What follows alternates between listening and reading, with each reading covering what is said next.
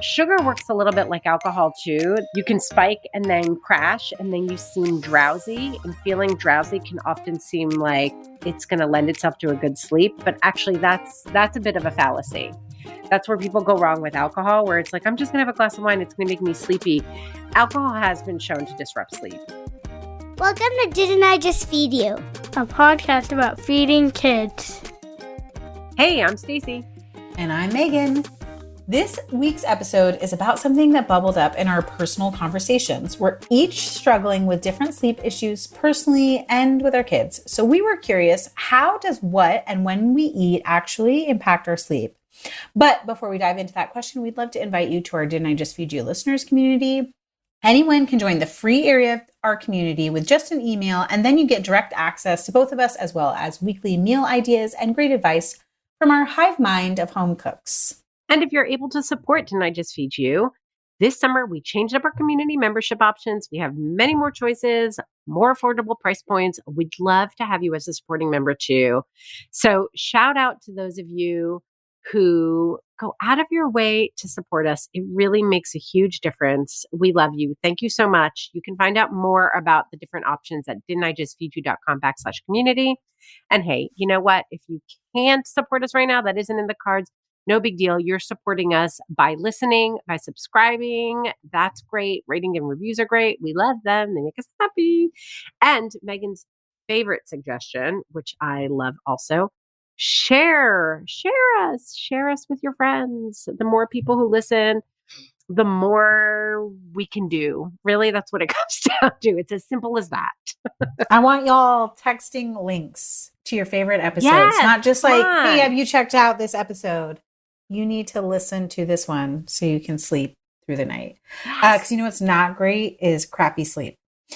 Will you remind me, because we talked about this like a week ago, last week maybe. Are you struggling with sleep? Are the boys struggling with sleep? I feel like if the boys are struggling, then you're struggling and vice versa. So I'm glad, because I did a little research for this episode, and there's two things, right? There's like struggling with sleep, and then there's struggling to wake up. So I brought it up because I was like, I wonder if there are ways to get your tweens and teens to wake up without coffee, because it's more of a like morning thing. So during the school year, I have to set my alarm literally just to make sure that they get up.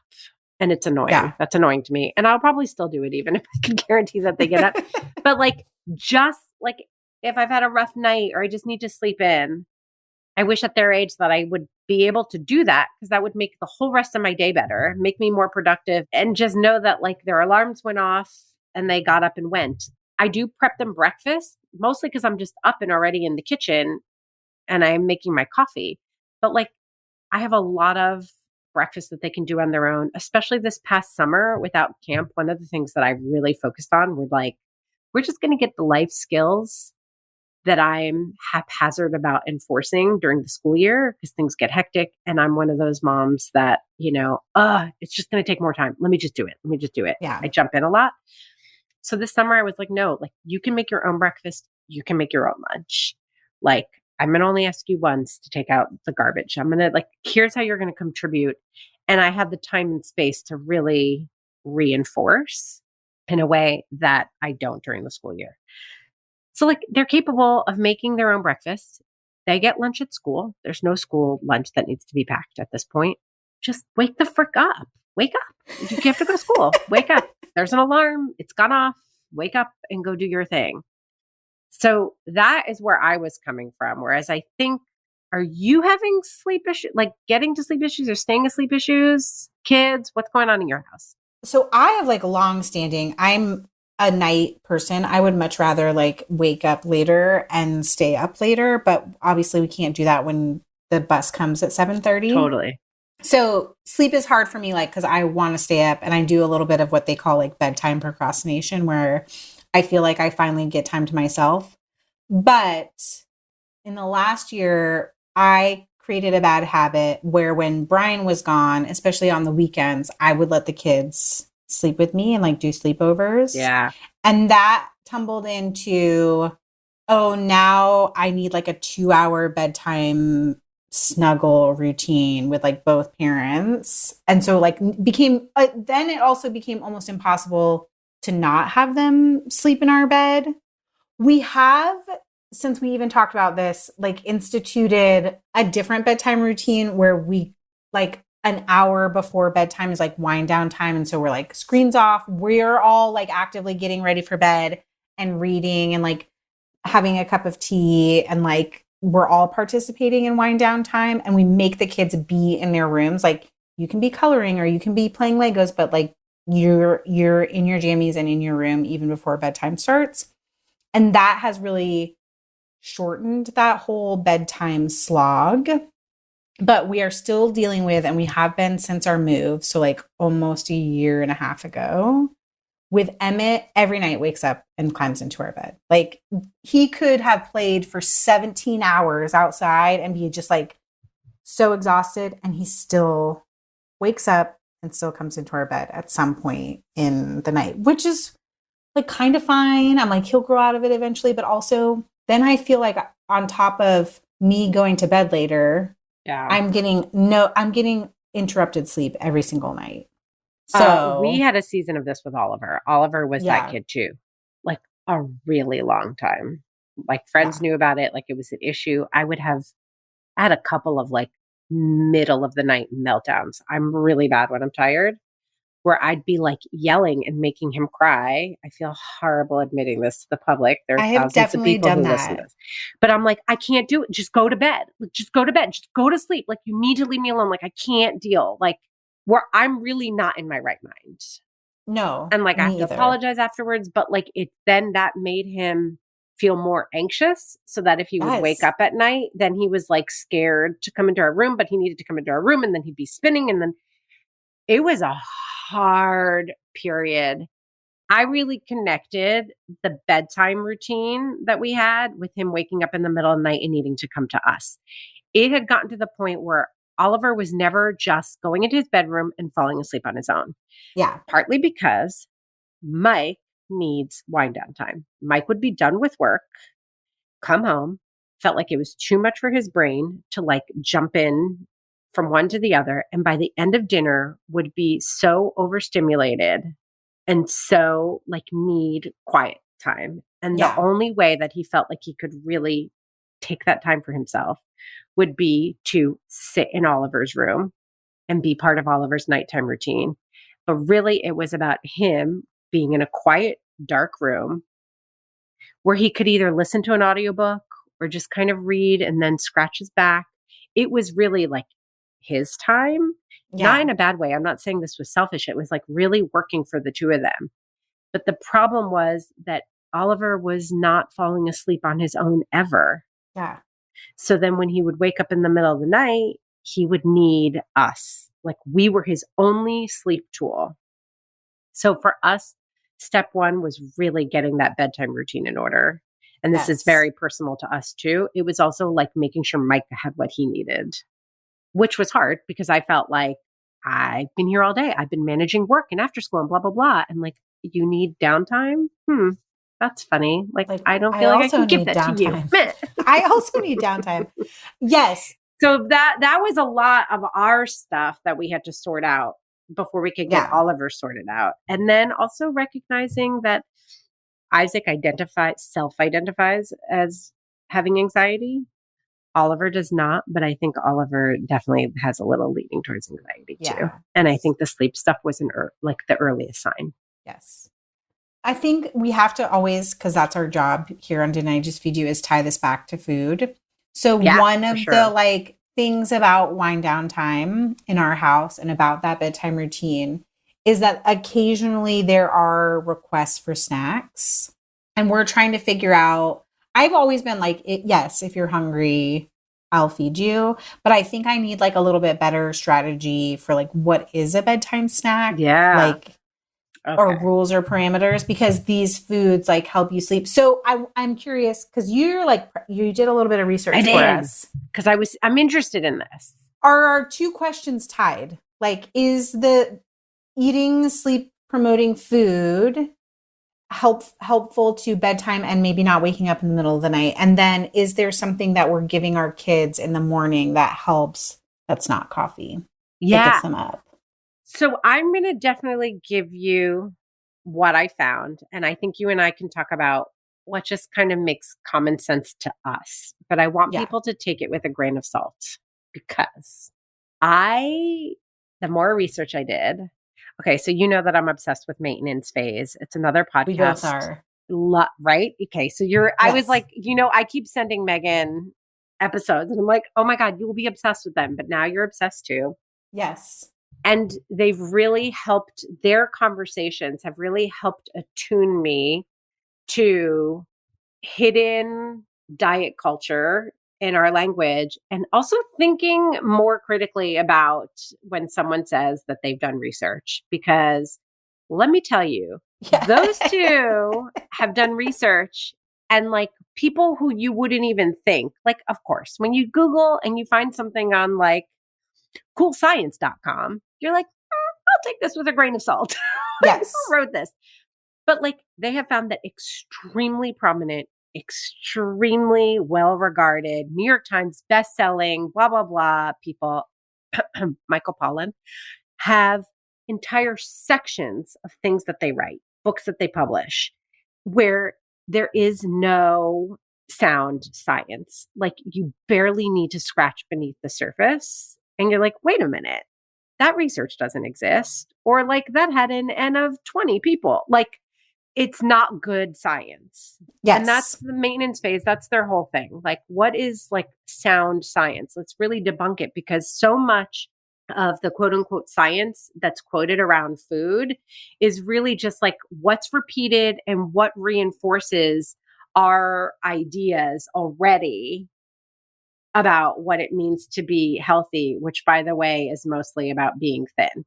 So as I'm reading all this research about like what foods should we eat to feel sleepy and what foods do wake us up, there is so much diet culture language Yes. and dubious Yes. science around this stuff. Yes. And we're still going to share some of it with you because some of it seems to make kind of sense. But like, I want you to take it with a grain of salt, y'all. And there's so much where there's a claim and then there's a link to food. There's this link between sleep and food. And when you dig a tiny bit deeper, you realize that like healthy sleep is really associated with not being overweight or obese. Mm. Sleep apnea, for example, is one of the most common and most serious sleep disorders. I don't know if that's really the right word for it. And like so much of what you find is if you have a generally unhealthy diet, if you're overweight, you're going to get a bad sleep. Well, Mike has sleep apnea. Mike is 6'4" and thin. Like Mike is not fat. No one talks about that. And like half of the things that they say you should do to cure sleep apnea is really about not gaining weight. Don't eat fried foods. Don't da da da da. Mike doesn't do that stuff. Like generally speaking, like that's not his issue. I read so many articles and I mean, mostly I read it I love y'all. I'm happy to do research for you guys. But like, this is not a research heavy podcast. I couldn't stop reading because I was shocked. As soon as I became aware of it, I was like, everything is about weight. I'm trying to talk about sleep and food. Right. I mean, I think even I sort of was like, oh, they ask for snacks before bedtime. And I'm a person who's like, yes, if you're hungry, eat. Because I think even we grew up with this advice that was deemed like the best advice, air quotes, healthy advice, and was really about weight of like, you shouldn't eat right before bedtime, which is like crap. It's just like, oh, we sort of want everyone to intermittent fast. Like if you can go to bed hungry, then you might lose weight. And so, it's very interesting. So like this, and then we're going to get into the practical stuff and plow through it because there is some stuff. But this was a quote from a medical director of the Center for Sleep Medicine and New York Presbyterian Weill Cornell Medicine. This is like one of the premier sleep centers in the United States. Eating healthy and allowing the body to absorb proper nutrients provides the brain with the chemical environment that it needs to produce the neurotransmitters that it needs to maintain adequate sleep. The nutrients we get from food serve as the building blocks for other minerals and proteins that are needed to create the amino acids that are involved in sleep.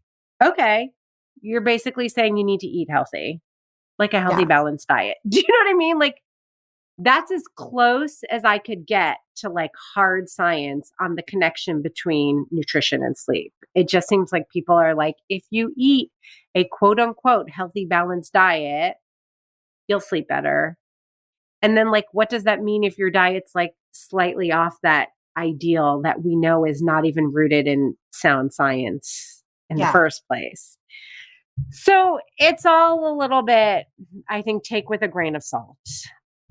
There are still a lot of people who say don't eat close to bedtime. I think that's a personal thing from what I can tell. I think the idea there is less about what you eat, although people do talk about that, and more about like that your body is still working and that like, I don't know, is this even true? It seems dubious to me that like you want to get your body in as relaxed a state as possible. So it shouldn't be working on digestion. I mean, it seems like our bodies can do multiple things at once. I know, right? We're like very capable. I know. So I don't know, but that's one. I will say when I was dealing with like some stress at like in the middle of last year, stress induced indigestion, one of the things I did find helpful was to not be like laying down or sitting or relaxing, in sort of like those slouchy positions, like 30 minutes after eating. Yeah, totally. Heartburn is another one that I think makes a whole lot of sense. That like, besides the whole like weight diet culture thing, that greasy foods, spicy foods, like anything that risks giving you like heartburn or any kind of like indigestion or digestive issues, not because your body can't handle it, but because that simply will wake you up. Yeah, you'll be uncomfortable. It's exactly what you're saying in a very specific way of like, it's if you eat before bedtime or you don't eat before bedtime, if you feed your kids before, like that's going to be very individual based on like what you already know about your body or your kid's body. And like, maybe they have some digestion issues. And so you're not going to give them flaming hot Cheetos as their bedtime snack. Or like if your kid is sensitive to sugar, less sugar, added sugar might be a better choice because sugar can keep them up. And sugar works a little bit like alcohol too. You can spike and then crash and then you seem drowsy, and feeling drowsy can often seem like it's going to lend itself to a good sleep. But actually that's a bit of a fallacy. That's where people go wrong with alcohol, where it's like, I'm just going to have a glass of wine. It's going to make me sleepy. Alcohol has been shown to disrupt sleep. Yeah. It can help you fall asleep quicker and faster, but it disrupts sleep. So I would say for the grownups who drink, if you're having sleep problems, it does, I don't know, kind of make sense to me and does seem to bear out in people's experiences that if you drink less before bed, you do have a better sleep. This is why I remain a lover of the afternoon cocktail or happy hour drink, because it's like hours of my body metabolizing it. Yes, totally. And then I do sleep okay rather than when I go to bed after a drink. Yeah. And we can put the links, but like warm tea without caffeine does seem to help bring the body down. So like, I like this brand, this kind of tea. It's called Nocturnal Joyride. I can't remember where I first read about it, but it's great. Another thing that I haven't tried, but people swear by, Kin Euphorics is one of those no alcohol brands. They're not making no alcohol whiskey, gin, vodka. They're actually making elixirs. I don't know what else to call them, right? That you can sip on, that kind of stand in the place of alcohol, but without any alcohol. They have one called Kin Euphorics Dream Light, which has mushrooms, which like fine. Okay. Just the claims around mushrooms, to explain. I think we are funny. Yes. Okay. Yeah. People make a lot of like nutritional claims about mushrooms that I think are also like weird science that doesn't really pan out for me, but people claim they have benefits. But it also has a little melatonin and a little tryptophan. Interesting. Yeah. So it's like made to help you get sleepy.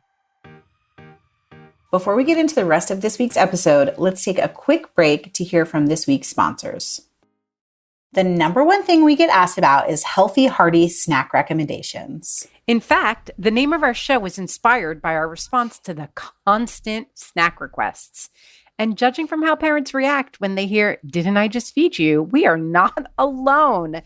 It seems all parents with kids across all ages find keeping up with snacking a major challenge. Not to mention our own snacking too. We busy parents also need snacks that can fuel us in the right way, which is why we couldn't be more excited to share our new sponsor, Sunny. You guys, they might be the holy grail of snacks. Sunny Snacks are 100% organic, prepackaged snacks made with honest-to-goodness ingredients that are perfect grab-and-go sustenance for the whole family. Whether you're between meetings or picking the kids up at school, Sunny Snacks provide balanced nutrition to busy families on the go. They make a hummus dipper, pizza dipper, guac dipper, taco dipper, and granola bites with fresh blueberries. Think filling combinations of fresh dips, their delicious cassava, flaxseed crackers or bread dippers, and even cheese in some cases, all neatly packaged up and ready to eat. And we don't use the word fresh lightly. Sunny Snack Packs are made fresh weekly and shipped to your doorstep without any added preservatives, fillers, or gums. Sunny Snacks are a lifesaver. And of course they are. They're the product of a mom-owned business dedicated to supporting busy families with on-the-go solutions they can feel great about. Job well done. Our kids are sold, even the teens, and we love them too. Yay! Learn more about Sunny and order the snack packs we're obsessed with at feelsunny.com.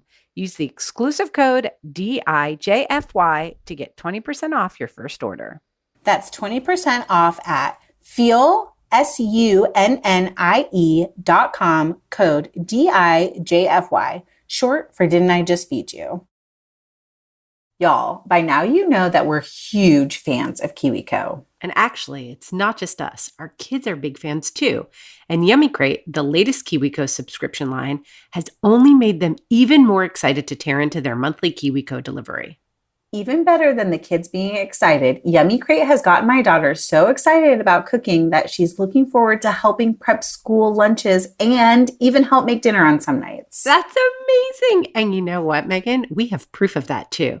This summer on Instagram, we shared the burgers that she made with one of her recent Yummy Crates. And I say that counts as full-on dinner help. Plus, they looked delicious. They were, and the whole process was simple too. Each month, Yummy Crate delivers high-quality kitchen tools, 3 recipes, and 2 projects that teach kitchen skills and get kids cooking. Before each crate arrives, you also get a shopping list that includes alternative ingredients to accommodate different diets from vegetarian to vegan. Done and done.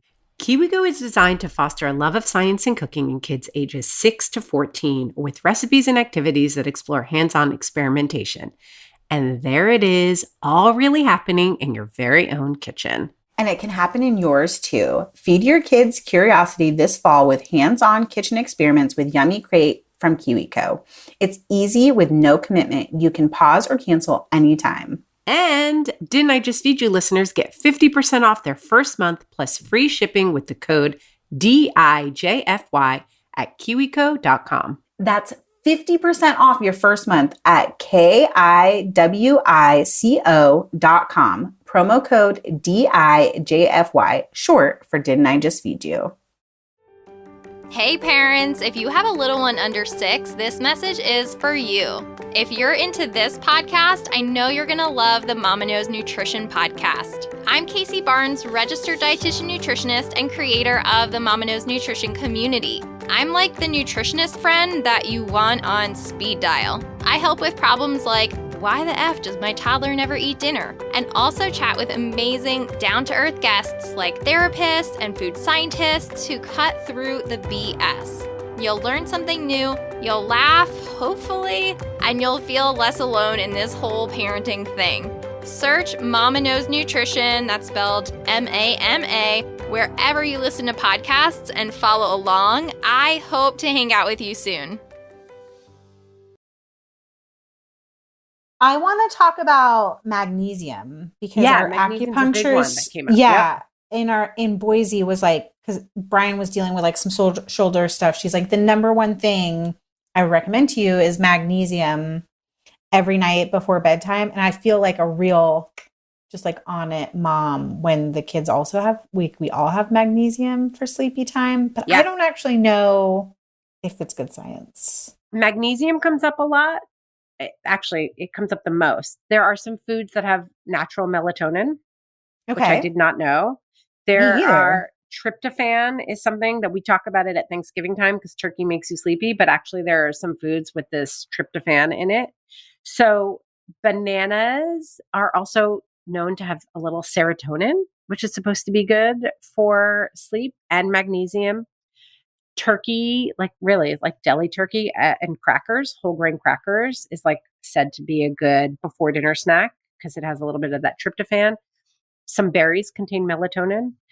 There's some research that suggests that individuals with insomnia fall asleep faster after drinking tart cherry juice, which also is high in melatonin. This is a thing that came up years ago at Kitchen, and I searched and searched. We'll link to some of their other like bedtime snack ideas, but I swear that we wrote like a tart cherry and chia seed elixir recipe at one point in time that was designed to be like a bedtime drink. Yeah, totally. And it has something else. I don't know how to say it, but cytokines. I don't know, but it's something that's supposed to help with sleep. Milk contains some melatonin, hence the like a glass of warm milk or a warm milk drink. So, whole grains are said to also be really good for you. So like, actually, I was very excited to hear it.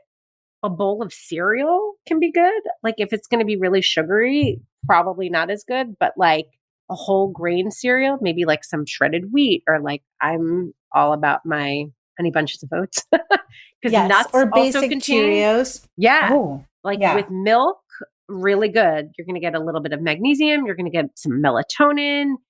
When it's whole grain, it's going to be like a nice little slow burn. It's not going to like spike you and mess with your cycles. That's said to be a really good one. So I don't know. I like those. I like the idea of teas, a little bowl of cereal, some banana, some berries, but yogurt and berries would be good. So see, then you're like, you open this door, right? If you say that milk has a little bit of melatonin, I think of things as like a cheese stick and some crackers as being like a good bedtime snack.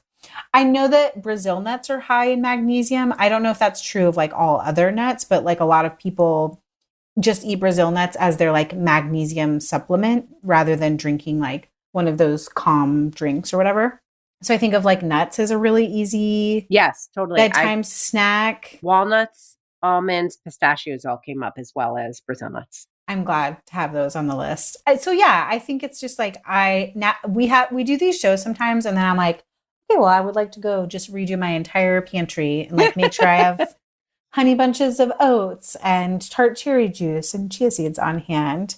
But what did your research help you figure out, if anything, about the boys, like getting the teens to wake up? Here is what's fascinating to me. And I'm just raising it as a red flag. I'm not a scientist. I haven't done enough research that I feel comfortable even coming to a conclusion for myself, much less for everybody who's listening. But I thought it was interesting that a lot of the best foods to wake up to overlap with the best foods to make you sleepy. What the hell? Come on. I was like, how does this work, you guys? Which is it? How is it the bananas is both? Like, talk to me. Tell me why milk and whole grain cereal is a good morning, wake me up. And then also what you're supposed to eat. I mean, I'm not going to complain. I'll eat cereal 3 times a day. I don't know. It's interesting. I mean, this is what gets me back to like a little bit of a question. Like, is it you're just trying to get us to eat quote unquote healthy? Because yogurt with berries is healthy. Like whole grain, everybody likes to say whole grain cereal, not just any cereal. It's whole grain cereal with like milk, bananas, fruit, nuts. These things that you're telling us to eat to be sleepy are the same things you're telling us to eat to wake up, are the same things that you're telling us we should be eating all the time because that's the cornerstone of a healthy diet. But remember, you shouldn't eat close to bedtime, any of those things. Right. Like so, right? A lot of questions. I got a lot of questions about it. But anyway, let's talk about it. something that I have read a lot, and then you see people like in the health world really take this and run and make it a big deal, but like drinking water first thing in the morning. And then there are people who are like, it has to be lemon water. It has to be the. Like, listen, the only science that I could find on it is that dehydration can make you tired. Even mild dehydration can impact your energy levels. And so, like, oftentimes when you wake up, you're a little bit dehydrated, you've been sleeping through the night. Drinking a big glass of water in the morning can go a long way to making you feel good and making you feel a little bit more awake. Smoothies came up a lot. You're using fruit. I know there's been a lot of conversation about like smoothies are so high in sugar and actually you think they're healthy and they're not. Well, especially for the kids who have to like get up and go. If you're not adding sugar and it's just the natural sugars in fruit, that can help. A lot of the fruits we already talked about have like magnesium, have a whole bunch of stuff that makes us feel good. Chia seeds are said to be good for waking you up. Apples are supposed to be good. Apples have something called quercetin, which is an antioxidant that actively protects brain cells. So people say apples are really good and help you feel snappy. You can add a little like dark chocolate powder for like a chocolatey smoothie that has a little natural caffeine. Bee pollen you can add to them. So basically with the smoothies, what you're doing is you're getting in some like natural sugar, which will wake you up without like spiking you the way that cane sugar will, and then causing you to crash. And then you can like add all this other stuff that can be good, like this ancillary stuff. Eggs apparently is a really good breakfast. Eggs and oatmeal come up a lot. Eggs because it has 7 grams of high quality protein per egg and iron and vitamins and minerals and all that stuff. But it does seem like the consensus is that really high quality protein to get you going in the morning, because cottage cheese is another one. And that was another thing. A serving of cottage cheese can have as many as 28 grams of protein. So that's huge, especially if you're vegetarian. Protein is something that gets you up and going. So again, this is not like a direct line, like caffeine stimulates you. It's not that these foods are stimulants, but they kind of get your body water, protein, they get your body going on the right foot. Oatmeal, great complex carb. It has a slow burn, so it gives you steady fuel. A little spice is a little bit more like a jolt to the system. So like if you have eggs and your kids like hot sauce, give them hot sauce. So nothing that quite does the job of coffee and is a substitute for like that kind of stimulant effect, but just thinking about fueling yourself with some like protein, some like quote unquote healthy fats, making sure you're not hydrated will go a long way to giving you as good a start as you can, as I imagine you can get. Kind of probably depends on how well you slept the night before.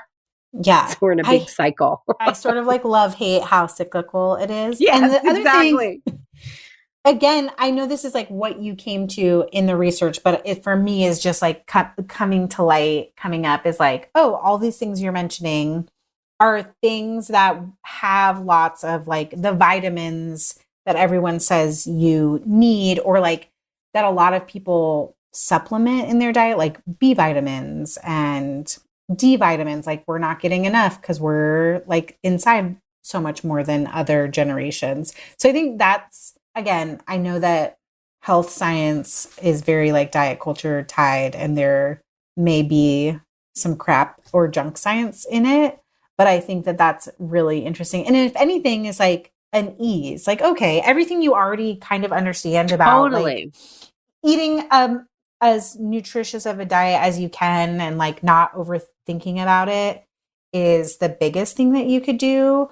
Also, we didn't really talk about, and again, this is like not super food related, but stress is always tied to how we feed our families. Is this idea of like how bad cortisol is for us. And like you were saying, one of those foods has serotonin in it, which is like the antidote to cortisol. Is like not getting stressed out about what our kids are eating before bedtime also means we can sleep better, and trying to make their bedtime routines and their morning routines relaxed or like as stress-free as we can. I'm like, that seems like a lot more work for us, but I know still, but it's like everything else before it's the food stuff. I think you're totally right. I mean, what I really like, my conclusion, and I think we were interested to have this conversation and put it out there because it's sleep and food is a really popular search. It's clearly something people like look to, and they're trying to make a meaningful connection between the two.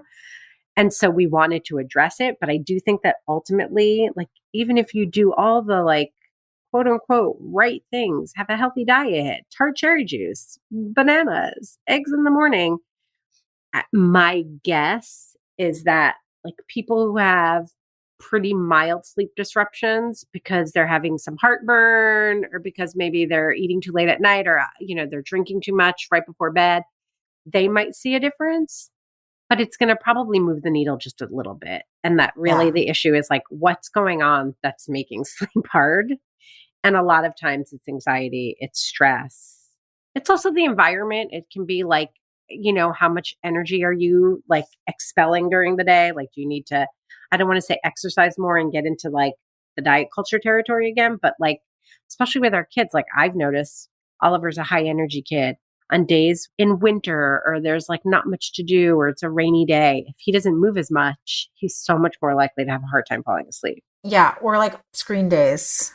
Screen days where you're just like, oh, even if we got out for a walk and we went to the park, like they still had twice as much screen time as we normally allow. I just like already know that bedtime is going to be harder. Totally. So like looking at those other factors, is it dark in the room? Like, is there anxiety happening? And addressing that stuff is probably going to be more important than whether or not you eat a whole grain cereal and milk before bed. I hate it. I just wanted Sorry, I could be wrong. FYI. I wanted to throw money at this problem. I wanted to just like buy all the supplements, buy all the superfoods, and like have it be done. I just want to sleep. Oh my God, we need an episode on superfoods. Do we though? Well, the book we do. of superfoods. Yeah, which I have fallen for. I mean, I have them in my cabinets. I love it. This is like, not me judging y'all. Like, this is me like questioning myself and what I've internalized 100%. Sell me a supplement. Tell me. Right? Like, I want to order the athletic greens, which I know are crap. It's just like pulverized spinach, probably. And then the thing is, it does kind of make you feel better because eating a better balanced diet makes you feel better. Yeah. But then there's also the mental piece. Yes, exactly. Yes. There's so much. Where you're like, I'm doing something to take care of myself. And then your body's like, yes, okay. Yeah. And then you do all the other things. Yeah. Okay. That's a good, you know what I think we should do? I think we would explore that in our listeners group in an episode. I totally agree. Because I'm curious if people even care. Or everyone's like, y'all don't do that. Just help us make dinner. We don't need you to hear go crazy on super. All right. I don't know, but let's ask them what they want. We're going to do that. We hope that you guys have joined us there. If you haven't, you can join for free at didn'tijustfeedyou.com/community. Or if you want those bonus episodes, if you want access to our recipe archive, any of that good stuff, we have options for you too. You'll find all the information on our community page. So just go there. But don't worry. Don't think that you have to spend money to go there and to explore your options. You don't. Yeah, you could follow us on Instagram, leave a rating and review, sign up for our newsletter. Any of those things help Didn't I Just Feed You grow and help us help busy home cooks. A huge thank you to our producer, Samantha Gatzik. I'm Megan. And I'm Stacy. Stay sane and well-fed until next week. Be sure to subscribe to Didn't I Just Feed You wherever you're listening. And don't forget to rate and review.